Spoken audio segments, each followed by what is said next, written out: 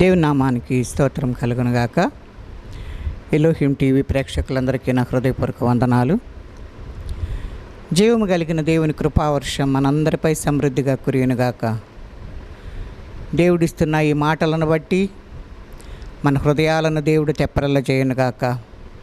చిన్న ప్రార్థన చేసుకుందాం. పరిశుద్ధుడా, ప్రేమ కలిగిన తండ్రి, నీకు వందనాలు. దయగలిగిన ఆత్మ, నీకు స్తోత్రాలు. ఈ దినము మీదై ఉన్నది ప్రభా. ఈ దినంలో ఉన్న ప్రతి పరిస్థితి మీ చేతులకు అప్పగిస్తున్నాం.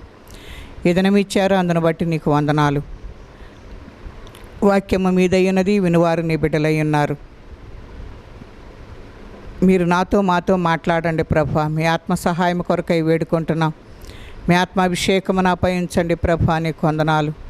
నీ కృపతో నాయన మమ్మలను జ్ఞాపకం చేసుకొని నీ నామానికే మహిమ ఘనత ప్రభావములు పొందుకోమని యేసు పరిశుద్ధ నామమును అడిగి వేడుకుంటున్నాము తండ్రి, ఆమేన్. పాట పాడుకుందాం. ఏదైనా నీవే చేయగలవయ్యా, నా జీవితంలో యేసయ్యా. సాధ్యము కాని వాటిని, నమ్మలేని వాటిని, సాధ్యము కాని వాటిని, నమ్మలేని వాటిని నీవే చేయగలవయ్యా నా యేసయ్యా. ఏదైనా నీవే చేయగలవయ్యా, నా జీవితంలో యేసయ్యా. యోగ్యత లేని దానను, ఏ మంచి లేని దానను, ఉదయించే నీ కృప నా హృదిలో యేసయ్యా. యోగ్యత లేని దానను, ఏ మంచి లేని దానను, ఉదయించే నీ కృప నా హృదిలో యేసయ్యా. ఆశించిన వారికి, అడిగిన వారికి, ఆశించిన వారికి, అడిగిన వారికి ఆశలు తీర్చే నమ్మకమైన నిజ దేవుడా, నా నజరేయుడా. నా జీవిత గమ్యము నీవే, అర్పింతును సర్వము నీకే. నా జీవిత గమ్యము నీవే, అర్పింతును సర్వము నీకే. నా జీవం, నా సర్వం నీవే యేసయ్యా. ఏదైనా నీవే చేయగలవయ్యా, నా జీవితంలో యేసయ్యా. దాచబడిన నీ సంకల్పం బయలుపరచగలవయ్యా. శత్రువుకు చిక్కనీయక నడిపించగలవయ్యా. దాచబడిన నీ సంకల్పం బయలుపరచగలవయ్యా. శత్రువుకు చిక్కనీయక నడిపించగలవయ్యా. వాడబారనీయక, ఓడిపోనీయక, వాడబారనీయక, ఓడిపోనీయక, విజయ పదములో నడిపించే విజయశీలుడా, నా నీతి సూర్యుడా. నా క్షేమాధారము నీవే, నా ఆశయు అంతయు నీవే. నా క్షేమాధారము నీవే, నా ఆశయు అంతయు నీవే. నా క్షేమం, నా ఆశ నీవే యేసయ్యా. ఏదైనా నీవే చేయగలవయ్యా, నా జీవితంలో యేసయ్యా. ఆత్మీయ యాత్రలో నా గురి సియోనే, నడిపించగలవయ్యా నాతో నీ ఉండి. ఆత్మీయ యాత్రలో నా గురి సియోనే, నడిపించగలవయ్యా నాతో నీ ఉండి. గొర్రె పిల్ల విందులో ఆనందదాయకమై గొర్రె పిల్ల విందులో ఆనందదాయకమై ఆనందించెద సంతోషించెద ఆరాధ్యుడా నా అద్వితీయుడా ఆనందించెద సంతోషించెద ఆరాధ్యుడా నా అద్వితీయుడా స్తుతి ఘనత మహిమయు నీకే చెల్లింతును ప్రభువా నీకే స్తుతి ఘనత మహిమయును నీకే యేసయ్యా ఏదైనా నీవే చేయగలవయ్యా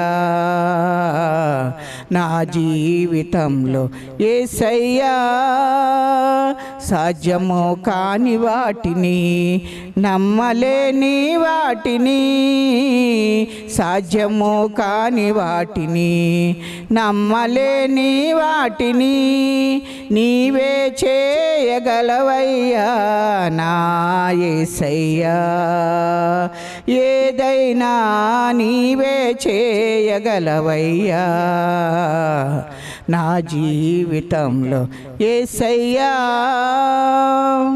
హల్లెలూయా. దేవుని నామానికి స్తోత్రం కలుగునుగాక. ప్రభు అయిన యేసుక్రీస్తు వారు చనిపోయి తిరిగి లేచిన తర్వాత ఆ పునరుద్ధాన ప్రత్యక్షతలను గురించి మనం జ్ఞాపకం చేసుకుందాం. ఎప్పుడు ఎక్కడ ఎవరికి ఎక్కడ కనిపించారో మనం జ్ఞాపకం చేసుకుందాం. ఈస్టర్ ఉదయమున సమాధి బయట మగ్దలేని మరియకు కనిపించినట్లుగా చూస్తూ ఉన్నాం. మార్కు సువార్త 16వ అధ్యాయము 9 నుంచి 11 వరకు మనం చూసుకుంటే,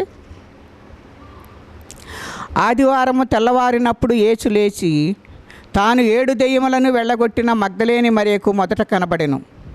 ఆయనతో ఉండిన వారు దుఃఖపడి ఏడ్చుచుండగా ఆమె వెళ్ళి ఆ సంగతి వారికి తెలియచేసెను. కానీ ఆయన బ్రతికి ఉన్నాడని ఆమెకు కనబడననియు వారి విని నమ్మకపోయిరి. దేవుని నామానికి స్తోత్రం కలుగునుగాక. దేవుడు స్త్రీలకు ఎంత ప్రాధాన్యత ఇస్తున్నాడో ఇక్కడ మనకు కనబడుతుంది. ఆదివారము ఉదయమనే తెల్లవారుజామున 7 దెయ్యములు వెళ్ళగొట్టిన మగ్దలేని మరియకు మొట్టమొదటిగా కనపడినట్లుగా మనము చూస్తూ ఉన్నాం. వాళ్ళందరూ దుఃఖపడుతూ ఏడుస్తూ ఉన్నప్పుడు ఈమె వెళ్ళి ఆయన లేచి ఉన్నాడని చెప్పి, మరి ఆమె చెప్పినా కూడాను వాళ్ళెవరు కూడాను నమ్మటానికి ఇష్టపడినట్లుగా అక్కడ కనబడలేదు. వాళ్ళందరూ కూడా నమ్మకం లేకుండా అక్కడ ఉన్నట్లుగా మనము చూస్తున్నాం. కానీ మొట్టమొదటిగా మగ్దలేని మరియకు మాత్రమే కనపడినట్లుగా మనము చూస్తున్నాం. ఎంతోమంది ఉన్నారు కానీ ఆమెకు మాత్రమే దేవుడు కనిపించినట్లుగా మనం చూస్తూ ఉన్నాం. ఎందుకంటే ఆమెలో ఉన్న ఆసక్తి, నేను ప్రభువుని చూడాలని ఆశ, ఆ ఆశను బట్టి దేవుడు ఆమె ఆశను తీర్చినట్లుగా మనం ఇక్కడ చూస్తూ ఉన్నాం. అలాగే యోహాను సువార్త 20:11లో కూడా మనము జ్ఞాపకం చేసుకుంటే, అయితే మరియు సమాధి బయట నిలిచి ఏడ్చుచుండెను. ఆమె ఏడ్చుచూ సమాధిలో వంగి చూడగా తెల్లని వస్త్రములు ధరించిన 2 దేవదూతలు యేసు దేహము ఉంచబడిన స్థలంన తలవైపున ఒకడును కాళ్ళ వైపున ఒకడును కూర్చుడుట కనబడెను. వారు, అమ్మ ఎందుకు ఏడ్చుచున్నావని ఆమెను అడుగగా, ఆమె నా ప్రభువుని ఎవరో ఎత్తుకొని పోయిరి కనుక ఆయన ఎక్కడ ఉంచిరో నాకు తెలియలేదని చెప్పెను. ఆమె ఈ మాటలు చెప్పి వెనుతట్టు తిరిగి యేసు నిలిచి ఉండుట చూచెను, కానీ ఆయన యేసు అని గుర్తుపట్టలేదు. అప్పుడు యేసు, అమ్మా ఎందుకు ఏడ్చుచున్నావు, ఎవరిని వెతుకుచున్నావని ఆమెను అడుగగా, ఆమె ఆయన తోటమాలి అనుకొని, అయ్యా నీవు ఆయనను మోసుకొని పోయిన ఎడల ఆయనను ఎక్కడ ఉంచితివో నాకు చెప్పుము, నేను ఆయనను ఎత్తుకొని పోవుదునని చెప్పెను. యేసు ఆమెను చూచి మరియా అని పిలిచెను. ఆమె ఆయన వైపు తిరిగి ఆయన హెబ్రీ భాషలో రబ్బూని అని పిలిచెను. ఆ మాటకు బోధకుడని అర్థము. దేవుని నామానికి స్తోత్రం కలుగునుగాక. ఇక్కడ మగ్దలేని మరియకు మరి కనబడినప్పుడు సమాధి బయట నిలిచి నుండి ఏడుస్తూ ఉన్నట్లుగా చూస్తుంటే, ఆమె ఏడ్చుచూ సమాధిలో వంగి చూడగా తెల్లని వస్త్రములు ధరించిన 2 దేవదూతలు యేసు దేహమును ఉంచబడిన స్థలంలో తలవైపున ఒకళ్ళు, ఎడం వైపున మరి కాళ్ళ వైపున ఒకళ్ళు నిలబడి ఉన్నట్లుగా మనం అక్కడ చూస్తూ ఉన్నాం. అక్కడ ఆమెతో అంటున్నారు, ఎందుకమ్మా ఏడుస్తున్నావు, ఎవరి కోసం ఏడుస్తున్నావు అని వాళ్ళు ఆమెను ప్రశ్నించినప్పుడు నా ప్రభువుని ఎవరో ఎత్తుకుని పోయారని చెప్పేసి ఆమె మాట్లాడుతున్నట్లుగా చూస్తూ ఉన్నాం. ఆమె ఆశను చూచిన దేవుడు ఆమె వెనుతిరగగానే ఆయనకు ప్రత్యక్షమైనట్లుగా చూస్తూ ఉన్నాం. ఆమె కన్నులు తెరవబడలేదు కనుక యేసును ఆమె గుర్తుపట్టలేదు. కానీ తోటమాలి అనుకుని, నువ్వు ఆయనను ఎక్కడికైనా ఎత్తుకుని వెళ్తే ఆయన ఎక్కడ ఉంచావో నాకు చెప్పు, నేను వెళ్ళి ఆయనను తీసుకొచ్చుకుంటానని చెప్పేసి ఆమె అంటున్నప్పుడు, మరియా అని చెప్పేసి పిలిచినప్పుడు ఆ స్వరాన్ని గుర్తుపట్టి హెబ్రీ భాషలో రబ్బూని అని మరి యేసయ్యను పిలిచినట్లుగా చూస్తూ ఉన్నాం. వీళ్లకు కలిగిన ఆసక్తి మనకు ఉన్నదా? ప్రభువును చూడాలి, ఆయన పునరుద్ధానుడై తిరిగి లేస్తానన్నాడు, నేను ఆయన దగ్గరకు వెళ్ళి చూడాలనే ఆశను ఆమె కలిగి ఉంది. మనము కూడా పునరుద్ధానుడైన యేసయ్యను, ఆ ప్రత్యక్షతలను చూడాలి అని, దేవుని చూడాలనే ఆశ మనలో ఉన్నదా లేదా అనేది మనం ఒకసారి జ్ఞాపకం చేసుకోవాలి. ఆమె ఎంతో ఆశతో ఆ సమాధి దగ్గరకు వచ్చి వంగి చూస్తున్నట్లుగా మనం చూస్తూ ఉన్నాం. ఉదయమనే పెందల కడనే లేచి అని అంటున్నారు. పెందల కడనే లేచి ఆ అనుభవము మనకున్నదా? ఉదయమనే లేచి ఆయనను వెతికే పరిస్థితి మనకుందా? ఆయనను మనము వెతుకుతూ ఉన్నామా? మనం వెతికితే వెంటనే ఆయన దొరుకుతాడు.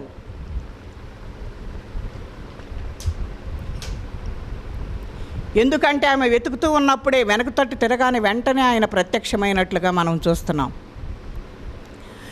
నీకు ఉదయమనే లేచే అనుభవం నీలో కనుక ఉంటే ఆయన నీతో ఖచ్చితంగా మాట్లాడతాడు, నీకు ప్రత్యక్షమవుతాడని ఈ వాక్య భాగం ద్వారా దేవుడు మనకు సెలవిస్తూ ఉన్నాడు. ఈస్టర్ ఉదయమన సమాధి బయట ఇతర స్త్రీలకు ఏ రీతిగా కనబడ్డాడో చూద్దాం. మత్తయి సువార్త 28వ అధ్యాయము 11వ వచనంలో చూసినట్లయితే,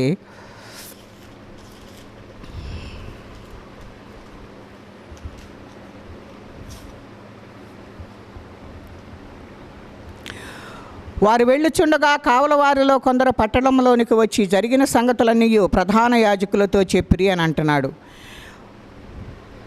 ఎందుకు ఈ మాటలు వీరు వారితో మాట్లాడుతూ ఉన్నారనేది మనము చూసినట్లయితే, ముందు భాగంలో మనము 9వ వచనమును చూస్తే, యేసు వారిని ఎదుర్కొని మీకు శుభమని చెప్పెను. వారు ఆయన యొద్దకు వచ్చి ఆయన పాదములు పట్టుకొని ఆయనకు మ్రొక్కగా, యేసు భయపడకుడి, మీరు వెళ్ళి నా సహోదరులు గలిలయకు వెళ్ళవలననియు వారక్కడ నన్ను చూతురనియు వారికి తెలుపమని చెప్పనంటున్నాడు. ఇక్కడ ఈ వాక్య భాగంలో మనము జ్ఞాపకం చేసుకుంటే, పునరుత్థానుడైన యేసు వారికి కనబడి మీకు శుభమని చెప్పినట్లుగా మనము చూస్తూ ఉన్నాం. ఎప్పుడైతే ఆయన ఈ మాటలు మాట్లాడుతూ ఉన్నారో అప్పుడు వెంటనే ఆయన పాదాలకు మొక్కినట్లుగా చూస్తూ ఉన్నాం.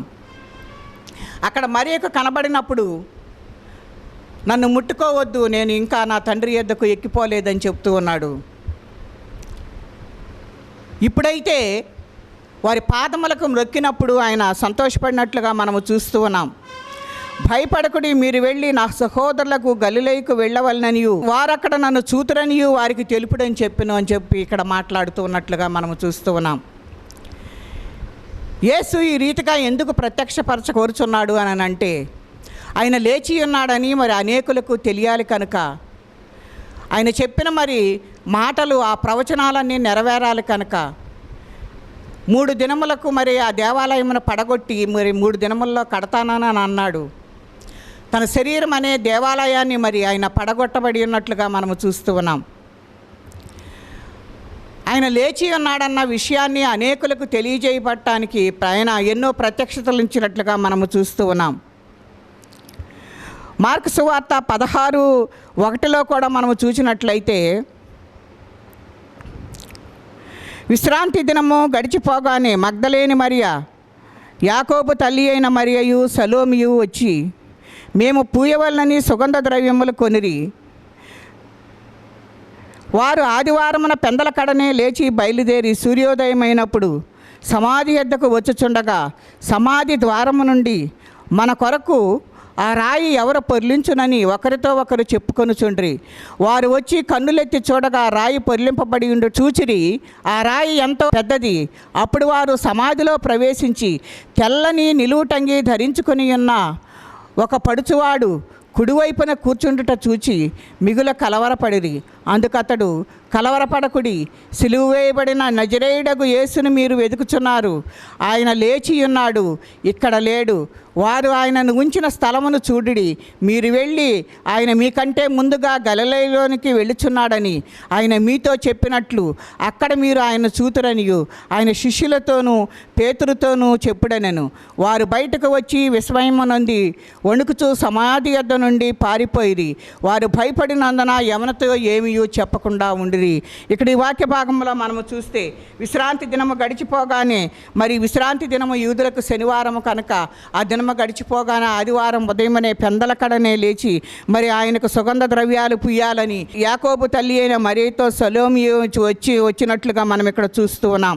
వారు ఆదివారం మన పెందలకడనే లేచి మరి సూర్యోదయం అయినప్పుడు సమాధి యొద్దకు వచ్చుచుండగా, మరి అక్కడంత పెద్ద బండన పెట్టారు కదా, మనము దాన్ని ఎలాగున దొర్లించగలం, ఆయనకు ఈ ద్రవ్యములు మనం ఎలాగున పుయ్యగలము అనే వాటిని గురించి వాళ్ళు ఆలోచించుకుంటూ వచ్చుచుండగా వారు వచ్చేసరికి అక్కడ ఆ సమాధి రాయి ప్రక్కకు దొర్లించబడి ఉండుట మనము చూస్తూ ఉన్నాం. అలా దొర్లించబడినది తర్వాత వాళ్ళు ఏం చేశారంటే లోపలికి వెళ్ళి చూచినప్పుడు ఒక పడుచువాడు తెల్లని వస్త్రములు ధరించుకుని వ్యక్తి మరి అక్కడ కనబడి వారికి చెప్తూ ఉన్నాడు, ఆయన మీకంటే ముందుగానే లేచి ఉన్నాడు, ఆయన గలిలయలోనికి వెళ్ళి ఉన్నాడు, ఆయనను మీరు అక్కడ చూస్తారు కనుక మీరు అక్కడికి వెళ్ళుడి, ఈ విషయములన్నీ శిష్యులతోనూ పేతురుతోనూ చెప్పమని చెప్పేసి మరి అక్కడ ఆ యవ్వనస్తుడైన వ్యక్తి మరి చెప్పినప్పుడు వారైతే భయపడిపోయి ఇదేంటి ఇలాగ జరిగినది, యేసయ్య ఇక్కడ లేడు అనే విషయాన్ని వాళ్ళు గమనించుకొని విస్మయమైంది. వాళ్ళు ఏం చేశారు అని అంటే ఎవరితోనూ కూడా ఏమీ చెప్పకుండా ఉండట్లుగా మనము చూస్తూ ఉన్నాం.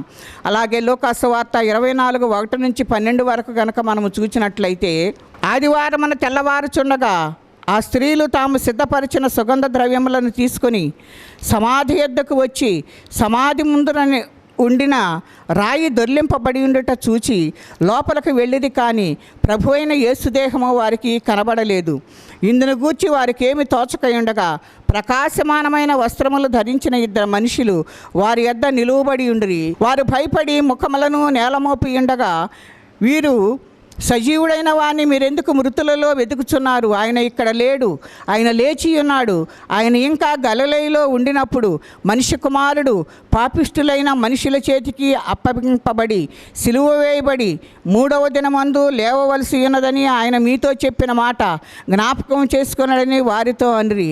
అప్పుడు వారైన మాటలు జ్ఞాపకం చేసుకుని సమాధి యొద్ద నుండి తిరిగి వెళ్ళి ఈ సంగతులన్నీ 11 శిష్యులకు తక్కిన వారికి అందరికీ తెలియచేసిరి. ఈ సంగతులు అపోస్తులతో చెప్పిన వారెవరనగా మగ్దలేని మరియయు, యోహన్నాయు, యాకోబు తల్లి అయిన మరియయు, వారితో కూడా ఉన్న ఇతర స్త్రీలను. అయితే వారి మాటలు వీరి దృష్టికి వెర్రి మాటలుగా కనపడిన కనుక వీరు వారి మాటలు నమ్మలేదు. అయితే పేతురు లేచి సమాధి యొద్దకు పరిగెత్తుకొని పోయి వంగి చూడగా నారబట్టలు మాత్రము విడిగా కనబడెను. అతడు జరిగిన దాన్ని గూర్చి ఆశ్చర్యపడుచు ఇంటికి వెళ్ళినట్లుగా మనము చూస్తూ ఉన్నాం. దేవుని నామానికి స్తోత్రం కలుగును గాక. ఇక్కడ కూడాను మరి దేవుడు మనకు ఏం బయలుపరుస్తున్నంటే 4 సువార్తలలో కూడాను దేవుడు ఈ విషయాలన్నిటిని కూడాను బయలుపరిచినట్లుగా మనము చూస్తూ ఉన్నాం. ఎందుకు ఈ రీతిగా దేవుడు ఈ రీతిగా ప్రత్యక్షతలు మరి కొంతమంది నమ్మలేకపోతున్నారు. నేను లేస్తానని చెప్పినట్లుగా లేచిన మరి వారు నమ్మలేని స్థితిలో ఉన్నట్లుగా మనము చూస్తూ ఉన్నాం. కనుక వారందరూ కూడాను రాయి దొర్లింపబడి ఉండుట చూచి ప్రభు అయిన యేసుదేహము వారికి కనబడలేదు గనక మరి అక్కడ ప్రకాశమానమైన వస్త్రములు ధరించిన 2 మనుషులు వారి యొద్ద నిల్చొని ఉన్నట్లుగా మనము చూస్తూ ఉన్నాం. కనుక వారు అంటున్నారు కదా, ఇదిగో మీరు భయపడకుడి, ఆయన లేచి ఉన్నాడు, ఎందుకు సజీవుడైన వాణ్ణి మృతులలో వెతుకుచున్నారు అని చెప్పేసి అక్కడ మరి ఆ 2 కూడా వారికి చెప్తున్నట్లుగా చూస్తూ ఉన్నాం. సిలువ వేయబడి 3వ దినమందు లేవవలసి ఉన్నదనే వాగ్దానాన్ని మీరు జ్ఞాపకం చేసుకునండి. ఆయన అన్న రీతిగా 3వ దినమున మరి ఆయన లేచినట్లుగా మనము చూస్తూ ఉన్నాం. అక్కడికి వెళ్ళిన వారు ఎవరు అని మనం చూస్తే మగ్దలేని మరియయు, యోహన్నయు యాకోబు తల్లి అయిన మరియయు వారితో కూడా ఉన్న ఇతర స్త్రీలు వీళ్ళందరూ కూడాను మరి ఉదయమనే పెందలకాడనే లేచి వెళ్ళినట్లుగా ఈ లూకాసు వార్తలో మరి వ్యక్తం చేస్తున్నట్లుగా చూస్తూ ఉన్నాం. మరి వీళ్ళు చెప్పిన మాటలన్నిటినీ కూడా చూచి వాళ్ళు ఏమంటున్నారు అని అంటే, వెర్రివాళ్ళు వీరు వెర్రి మాటలు చెప్తున్నారని వారి మాటలు నమ్మలేనప్పుడు పేతురైతే గబగబా పరిగెత్తుకుంటూ సమాధి వద్దకు వెళ్ళి అక్కడ దాన్ని చూచి ఆశ్చర్యపడినట్లుగా చూస్తూ ఉన్నాం. సమాధి వద్దకు పరిగెత్తుకొని పోయి వంగి చూడగా నారబట్టలు మాత్రము విడిగా కనబడెను. అతడు జరిగిన దాన్ని గూర్చి ఆశ్చర్యపడుచు ఇంటికి వెళ్ళినట్లుగా మనం చూస్తూ ఉన్నాం. కనుక ఈ రీతిగా దేవుడు ఎన్నో ప్రత్యక్షతలను దేవుడు ప్రతి ఒక్కరికి కనబడినట్లుగా మనము చూస్తూ ఉన్నాం. లూకాసు సువార్త 24:34లో కూడా మనము చూసినట్లయితే, ప్రభువు నిజముగా లేచి సీమోనునకు కనబడనని చెప్పుకొనుచుండిరి. వారది విని త్రోవలో జరిగిన సంగతులను ఆయన రొట్టె విరుచుట వలన తమకు ఎలాగూ తెలియబడినో అదియు తెలియజేసినట్లుగా మనము చూస్తూ ఉన్నాం. కనుక ప్రభువు నిజముగా లేచి ఉన్నాడని సీమోనుకు కనబడినట్లుగా మనము చూస్తూ ఉన్నాం. ఇలాగన అందరికీ కూడాను ఎవరి హృదయములైతే కలవరముగా ఉన్నారో వారికి తెలియజేయబడటానికి వారందరికీ కూడా ఆయన ప్రత్యక్షతనిచ్చినట్లుగా మనము చూస్తూ ఉన్నాం. 1 కొరింథీ 15:5లో కూడా మనం చూసినట్లయితే 15వ అధ్యాయము 5వ వచనాన్ని చూద్దాం. అయితే కేఫాకును తరువాత 12 కనబడెను. అటు పిమ్మట 500కు ఎక్కువైన సహోదరులకు ఒక్క సమయం అందే కనబడెను. వీరిలో అనేకులు ఇప్పటి వరకు నిలిచి ఉన్నారు, కొందరు నిద్రించిరి. తరువాత ఆయన యాకోబునకు అటు తరువాత అపోస్తులందరికీ కనబడెను. దేవుని నామానికి స్తోత్రం కలుగును గాక. క్రీస్తు పునరుద్ధానమునకు వీళ్ళందరూ కూడా సాక్షులుగా ఉన్నట్లుగా చూస్తూ ఉన్నాం. 3వ వచనం కూడా చూస్తే, నాకు ఇయ్యబడిన ఉపదేశమును మొదట మీకు అప్పగించి తిని అదేమనగా, లేఖనముల ప్రకారము క్రీస్తు మన పాపముల పొందెను, సమాధి చేయబడెను, లేఖనముల ప్రకారము 3వ దినమున ఆయన లేపబడినట్లుగా చూస్తూ ఉన్నాం. ఈ రీతిగా ఆయన స్వయంగా కనబడి చెప్తున్నా కూడా ఎవరు కూడా నమ్మటం లేదు. లేఖన ప్రకారముగా నేను ఏది చేయాలో ఎన్ని చేసి నేను 3వ దినమున లేస్తానని చెప్పిన రీతిగా నేను లేచాను అనేది ఆయన కనబరుచుకుంటూ ఉన్నాడు. ఒకవేళ ఆయన ఈ రీతిగా కనబడకుండా ఎవరికి తెలియకుండా ఆయన ఆరోహణమై ఉన్నట్లయితే ఎవరు కూడా నమ్మటానికి అవకాశం ఉండేది కాదు. అందుకనే ఈ రీతిగా మనకు అవిశ్వాసంలో ఉంటున్నాము కనుకనే ఆయన ప్రత్యక్షత పొందినట్లుగా మనకు కనబడుతూ ఉంది. అందరికీ ప్రత్యక్షతలు ఇచ్చినట్టుగా మనము చూస్తూ ఉన్నాం.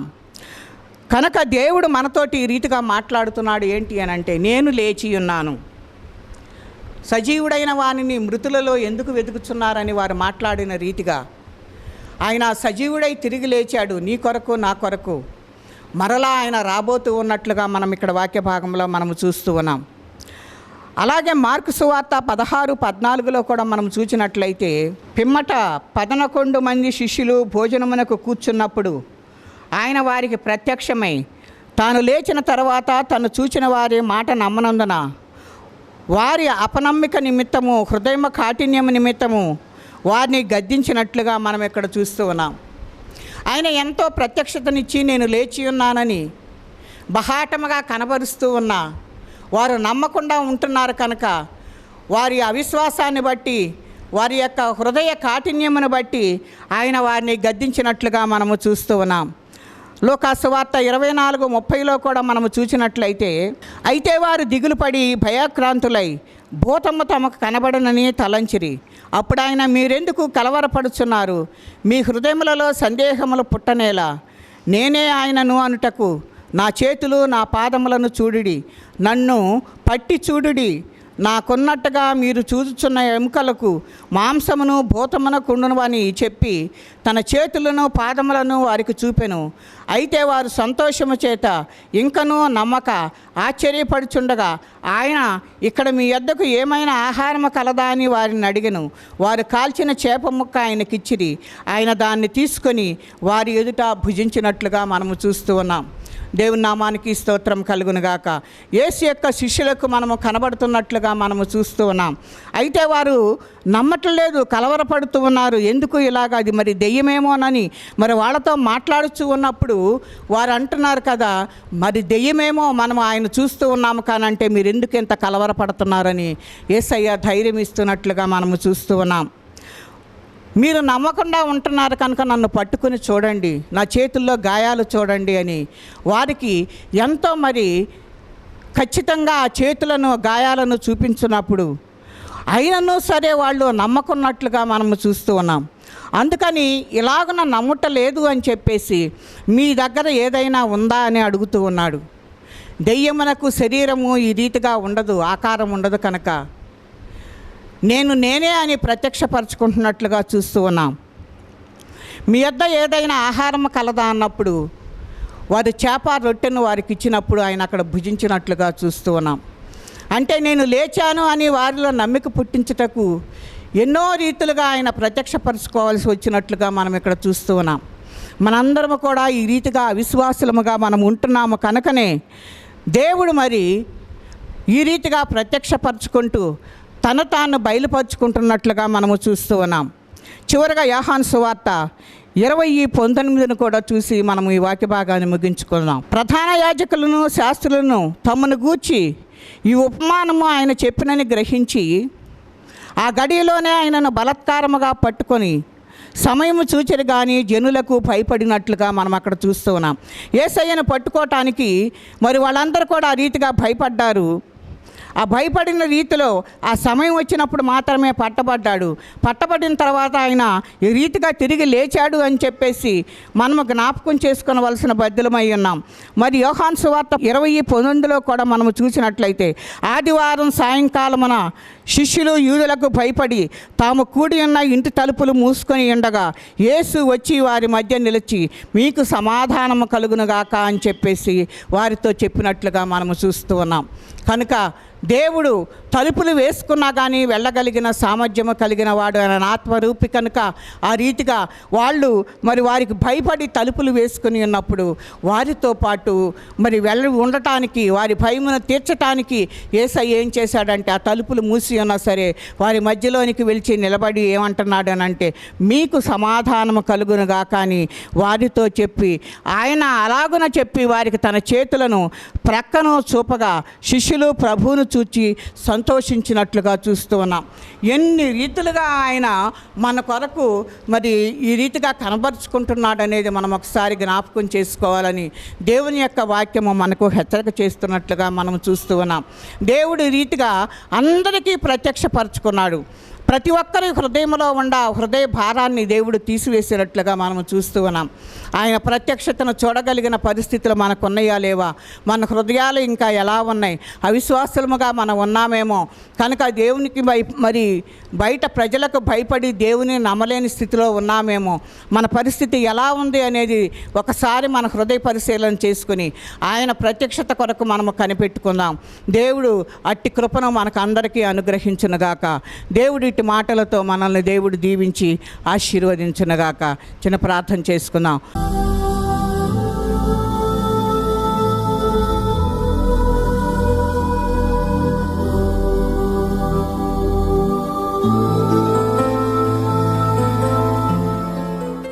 పరిశుద్ధుడా, ప్రేమ కలిగిన తండ్రి, నీకు వందనాలు. నువ్వు ఇచ్చిన ప్రత్యక్షతల కొరకై నీకు వందనాలు చెల్లిస్తున్నాము నాయన.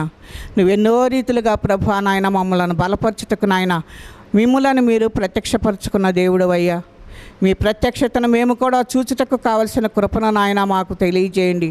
మా మనోనేత్రములు తెరవండి ప్రభువా, నీకు వందనాలయ్యా. అయ్యా, మనోనేత్రములు తెరవబడినప్పుడు మాత్రమే మేము మిమ్మల్ని చూడగలము నాయన. కనుక నా తండ్రి మరే చూచింది కానీ గుర్తుపట్టలేదయ్యా. ఆమె మనోనేత్రములు తెరవబడినప్పుడు రబ్బూని అని పిలిచింది ప్రభువా.